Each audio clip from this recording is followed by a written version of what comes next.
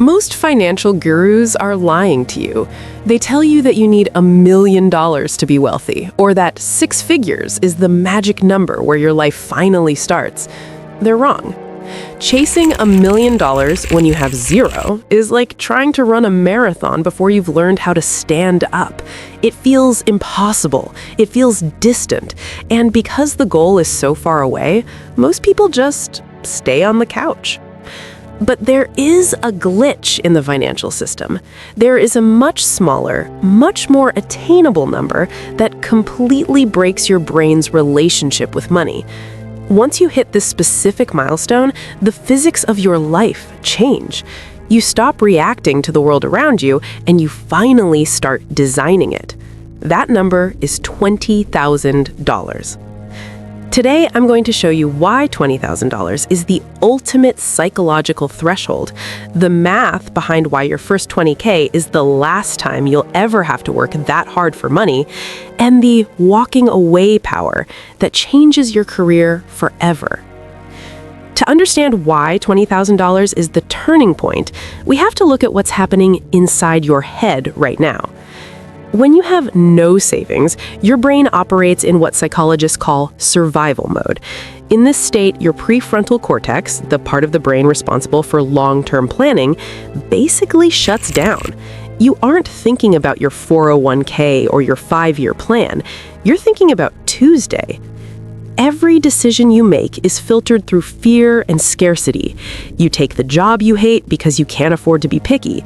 You stay in toxic situations because leaving feels like a death sentence. It's like trying to plan a vacation while your house is on fire. You literally don't have the mental bandwidth to think about growth because your brain is entirely consumed by survival. But look at what happens when you start to build a buffer. Research from Vanguard shows that having just $2,000 in emergency savings increases your financial well-being by 21%. That's a massive psychological jump for the price of a used laptop. But $20,000? That's the fire extinguisher. That's where you move from not drowning to learning how to sail. At 20K, you have enough breathing room, typically 3 to 6 months of living expenses, that your brain finally shuts off the alarm bells. For the first time in your life, you can actually think strategically. Wealth building follows the laws of physics, specifically momentum. Think of your net worth as a massive boulder at the bottom of a steep hill. Getting it to budge an inch is brutal. You're straining, you're sweating, and for months it feels like you're making zero progress. This is the $0 to $20,000 phase. It's pure, unadulterated grit. But $20,000 is the crest of the hill. Let's look at the math, because the math is where it gets weird. Let's say you're saving $1,000 a month and investing it at 8% return. To get to your first $20,000, it's going to take you about 19 months of discipline and sacrifice. It's hard. It's a year and a half of saying no to things. Most people give up at month 7. But here's the glitch. Your second $20,000, it doesn't take 19 months. It takes 17. You didn't get a raise, you didn't work harder, you just had your first $20,000 acting as a silent partner, generating its own returns while you slept. By the time you're aiming for your 10th $20,000, the timeline shrinks even more. Once you hit $400,000 in a portfolio, you're generating a fresh $20,000 every 5 months, automatically. The effort you put into that first 20K is the most work you will ever do for the least amount of money. From that point on, gravity starts working for you instead of against you. Beyond the math, there's an identity shift that happens at $20,000 that is far more valuable than the cash itself. Unless you inherited it, saving $20,000 requires you to become a different version of yourself. You had to track your spending. You had to say no to things you wanted so you could have something you needed. You had to prove to yourself that you are the type of person who can control your money instead of letting it control you. This is a life skill, not just a money skill. Before you hit 20K, you probably agonized over a $4 coffee. You did mental gymnastics to justify every small purchase because every dollar felt precious. But once you have that foundation, you stop sweating the small stuff. Why? Because you've proven you can make the big sacrifices. You stop focusing on micro decisions like generic brand cereal and start focusing on macro decisions, where you live, what you drive, and how you invest. You realize that saving $1 on bananas doesn't matter, but optimizing your housing costs by $500 a month changes your entire life.